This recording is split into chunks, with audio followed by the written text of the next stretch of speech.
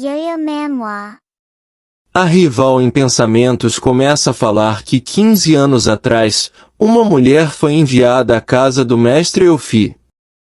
Ninguém sabe de onde ela veio e por que o mestre Eufi aceitou ela como sua concubina. Ela era má, vingativa e grossa e ninguém gostava dela. Ela continua falando que o mestre Eufi deu uma mansão à protagonista e não permitiu que ela saísse de lá nem tão cedo. Ele a tratava como se ela não existisse. Ela diz que a protagonista se tornou uma piada para todos e ela está cada vez mais maluca e estranha. Ela se pergunta quem imaginaria que o mestre Eufi iria aparecer carregando ela em seus braços hoje. A serva ao seu lado começa a falar: "Senhorita, acho que estou alucinando, aquela pessoa no colo do mestre é realmente a..." A rival que estava com uma cara de raiva muda sua expressão e começa a dizer: "Mestre, estou tão feliz por ter chegado", e ela dá seus parabéns. Ela pergunta ao mestre se ele conseguiu ascender à posição de divindade, a mesma do pai dela. Ela ainda diz que vai mandar para o pai dela uma carta para ele mandar um presente. O mestre Eufi apenas olha para ela e agradece. Ele manda para que todos os seus discípulos se levantem. Os discípulos começam a dar seus parabéns até que o mestre os interrompem e diz que já que eles faltaram aula, recebem as punições disciplinares por conta própria. Eles ficam tristes. O mestre continua dizendo para que eles fiquem lá por hoje para que eles absorvam a aura imortal restante, diz que ela fará bem para eles, e que o quanto eles conseguirão alcançar só vai depender deles mesmos, e que eles terão permissão de fazer perguntas amanhã na aula. Eles agradecem e ele vai embora voando com a protagonista em seus braços. A rival que vamos chamar de chatinha, pensa como ele é lindo e elegante, mas que é uma pena que a protagonista esteja estragando a cena. Cortando para a protagonista, ela aparece dormindo em uma cama que parece ser confortável. Ela acorda chocada sem saber onde está. O mestre do lado dela se pergunta se ela já acordou. Ela grita perguntando o que ele faz lá, e o chama de pervertido. Ele diz que está lá há 10 horas, ela o chama de novo de pervertido. Ele pergunta se ela já terminou de pensar no que irá dizer a ele. Ela começa a pensar que ela já está sã, mas que as memórias da dona original do corpo ainda estão aparecendo na mente dela e deixa ela tonta. Ela pensa de como estava se sentindo horrível, e por isso que não conseguia acordar, e não estava fingindo estar adormecida. O mestre Eufi manda ela que dizer agora quem é ela e qual é o propósito dela e o que ela pretende alcançar ocupando o corpo dela. Ela diz que ela não sabe do que ele está falando. Ele mostra algo e diz que aquilo ali é um artefato de ametista. Ele diz que a luz roxa está turva, que é um sinal de separação de uma alma de um corpo.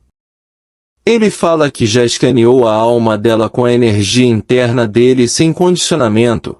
Ela será expulsa pelo corpo em 3 dias e a protagonista desaparecerá para sempre. Ela se agarra aos pés dele e pede para que ele a salve. Ela, com olhos cheios de lágrimas, fala que vai ser sincera com ele. Ela diz que ela é de outro mundo sim e que ela é uma garota mundo gentil e altruísta. E todos os dias ela ajuda velhinhas a atravessar a rua e que ela faz boas ações sempre que ela pode. E que quem iria imaginar que o carro estava prestes a atropelar a velhinha? E que ela seria atropelada tentando salvá-la e quando acordou, ela estava lá. Ela diz que não tem nem ideia do que está acontecendo. Ela diz que ele é muito legal, perguntando se ele não vai ficar de braços cruzados vendo ela virar fantasma, não é mesmo? Ele diz que mentiu para ela. Ela ficar sem entender nada. Ele olha para ela dizendo que a alma já entrou no corpo, e não há como tirá-la agora. Parece que ela realmente é de outro mundo e pior ainda, ela não sabe nada sobre cultivação e artes imortais. E o que isso tem a ver, querido? Ela ficar petrificada. Ele diz que acredita que a Xiao original tentou entrar onde ela estava treinando e ativou o selo mágico que protegia o lugar, despedaçando a alma dela. Mas que parece que foi um favor à protagonista. Ela pergunta se já que ele sabe que ele não é uma vilã. Isso quer dizer que ela pode ir embora agora, certo? Ele diz que é claro. Ela começa a dizer que as montanhas azuis continuam dormentes, a água verde irá fluir por séculos, e eles nunca mais se verão novamente. Ela chega a se veste em um piscar de olhos de tanta felicidade. Ele diz que o único problema é que o corpo dela já possui a energia de fogo escaldante dele. Se não fizer nada para contê-la, a protagonista irá explodir. Ela sai deslizando até as pernas do mestre Elfi pedindo para ele avisar mais cedo na próxima vez, afinal de contas, esse assunto é grave. Ele diz que isso aconteceu por causa dele. Para que ele possa se livrar do demônio da alma dele, ele diz que transferiu o fogo dentro dele para dentro do corpo dela. Mas que ela não sabe como controlar essa energia. Ela pergunta o que ela pode fazer então. Ele diz que há apenas um jeito, que eles terão que treinar juntos e combinaram o yin dela com o yang dele. Antes de continuar, queria pedir para vocês deixarem o like, se inscrever caso não seja inscrito e ativar o sininho para mais conteúdo. É isso, vamos para o vídeo. A protagonista já começa a pensar absurdos como uma mulher com os ombros à mostra dizendo para um homem que o treinamento requer contato físico, e pediu para que o homem não abra os olhos. Ele diz que entendeu. Depois surge outro pensamento em que um velho pervertido aparece arrancando as roupas de uma moça enquanto ela estava pedindo socorro. Depois a protagonista pensa que o mestre Elfi é realmente um pervertido. Ele olhava para ela sem entender por que ela olhara estranho para ele. Ele pensa como eles só precisam treinar para transferir o fogo de dentro dela para fora. A protagonista começa a apontar o dedo para ele e diz que por falar nisso ele parece estar querendo se aproveitar dela, e fala para ele não ir pensando que ela vai deixar que isso aconteça. Ele fala que dará a ela algumas armas mágicas como compensação, e diz que o que aconteceu antes foi puramente um acidente. Sei. Ele vai embora corado e ela olha e se pergunta se viu errado. Ela fala que vai deixar para lá, afinal das contas ela é nova nesse lugar e uma cara importante desses está disposto a ajudá-la, e diz que contanto que ele não faça nada com ela, ela aceitará a ajuda dele. Ela grita perguntando se alguém consegue escutar e fala que está com fome e quer comer. Uma serva que segue o mestre Elfi pergunta, mestre essa? Ele fala para que dê o que a protagonista quer. A serva diz, sim senhor. Em seguida a protagonista parece feliz comendo, até que vê um fio de cabelo e as servas começam a implorar por perdão pedindo para que a protagonista as pouparem.